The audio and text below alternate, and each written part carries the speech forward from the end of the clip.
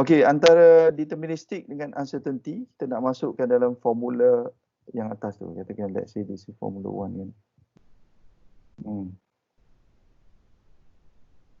Kalau kita ada nilai yang deterministic, masukkan saja all the parameter ni. Let's say sebab dia varies dengan t kan. Jadi bila jatuh tu start from t equal to 0, t naught, dan sampai berapa lah. Jadi the best solving solution adalah guna Monte Carlo. Kalau dulu Monte Carlo ni, let's say 10 years back, dia kena buat programming ataupun kalau ada MATLAB tu boleh ambil dipanggil subroutine Monte Carlo. Tapi sekarang ni bila guna Excel, very simple. Ini yang saya nak sharekan. Ini saya tutup ni dulu kat sini, saya buka. Okey, saya buka Excel ni. G M drag coefficient t equal to 0. Jadi ini yang parameter yang kita ada tadi. Ini yang dipanggil deterministic ataupun kalau dalam statistik kita ambil dia sebagai mean. Okey, bila saya plotkan t mula daripada 0, saya ambil 2 second dan sebagainya terus sampai saya ingat dalam 50 ke. Bawah tu 50. Dan saya guna formula tadi, plotkan velocity dengan masa, saya dapat ni. Dan kalau saya plotkan ini, dapatlah macam sebelah ni. Nanti saya discuss sebelah ni, dia punya curve. Tapi saya nak masukkan Monte Carlo dalam ini, saya boleh mulakan dengan sampel 1, sampel 2, sampel 3 dan banyak sampai, kalau Monte Carlo yang asal-asal dulu orang buat sampai 1 juta. Tapi yang ni saya tunjuk sampel 3 sampel je lah. 3 sampel. Dan parameter yang asal ni yang deterministic ni ataupun constant parameter, saya jadikan dia range. Saya tunjuk ni, saya tekan sini. Tengok formula atas ni. Formula atas macam ni. Formula ni macam mana saya buat? Yang minimum range katakan kita ada tolerance, kita ada minus kan. Jadi katakan 10 plus minus 2. Jadi bila minus tu jadi 8. Betul tak? Jadi kita ambil yang minimum tu. Saya tadi cakap gravity yang di Sri Lanka itu 9.776 plus what is the range? Ni range yang paling tinggi 9.826 di Himalaya minus the minimum, so itu adalah range, times random. Tengok ini saja, RAND buka tutup kurungan. So, sebenarnya random ini kalau kita buatkan kalau saya tulis, saya ambil bawah ni, saya ambil bawah E1 saya equalkan RAND buka tutup kurungan. Tengok ni 0.7, saya kecilkan sikit supaya kita nampaklah 3 decimal point. 0.739.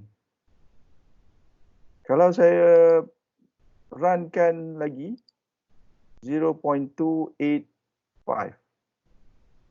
Saya run sekali lagi 0.361. So ini adalah random number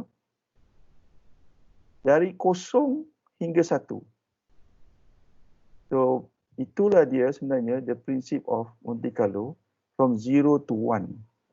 Any number in between 0 to 1. Jadi kalau kita buat di sini from minimum plus the range of our parameter tadi, tolerance dan sebagainya, ataupun kita ada statistical data, maksimum, minimum, darab dengan random, jadi kita dapat nombor ni. Asalnya 9.81 itu constant, tapi yang kali ni kita dapat 9.776. Kalau saya run sekali lagi, 9.785. Kalau saya run sekali lagi, 7899. Jadi dia, this number adalah antara minimum dengan maksimum parameter yang kita ada.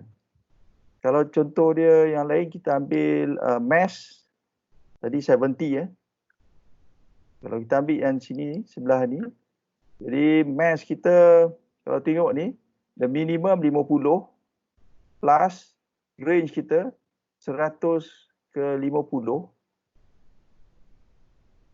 darabkan dengan random. Jadi kita ada 56.225. Kalau saya run lagi, 85.36.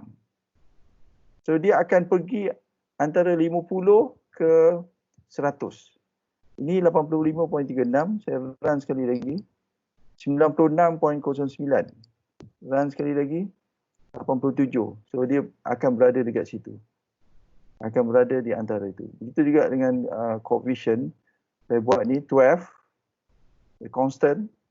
So dalam itu, saya constant, kalau drag tadi mungkin irregular shape, square, triangular, it can be varies. Minimum dia 9. So saya ada range between 15 to 9. So darabkan dengan random, so yang ini kita dapat 12.36. So kalau kita ada lain 10.84. Jadi ini bila kita buat macam ni, so kita plotkan graf ini sample 1 dan dia ada bila saya plotkan, dia akan bagi range of graph. Kalau saya tekan ni, which one is this? So saya sengaja ambil the maximum maximum of gravity, maximum of mass, maximum of drag coefficient. Tapi dia, kalau ini, dia tak memberi the maximum velocity. Ini yang jadi discussion. Kalau kita ada formula itu, kenapa kalau kita ambil maximum value, dia tidak dekat atas ini? Itu saya serahkan kepada pelajar lah, kenapa tak begitu. Kalau ikut logik, kalau kita ambil maksimum, kalau kita ambil minimum kat sini, this is minimum parameter, 9.77, massnya 50, drag coefficient dia rendah. Sepatutnya, kalau ikut formula logik biasa lah, minimum tu, it should be minimum bawah ni, dalam graf ni. Tapi fiziknya tidak begitu. Sebab formula dia ada, kalau ingat tadi ada GM divided by C. Tapi dalam exponential tu ada C bagi M. Jadi dia tidak proportionate. Jadi sebab itu, kalau kita ambil ni, yang maksimum ni does not represent the maximum ke minimum kat sini. Jadi ni sample number 3 berlaku macam ni. Jadi bila kita ada the range of graph macam ni, ini berlaku adalah disebabkan oleh the range of parameter, dan ini dia punya dependent variable which is velocity. Jadi velocity itu berlaku antara maksimum 90 ke bawah ni katakan about 50 lah. Jadi range-nya antara 50 meter per second hingga 90 meter per second.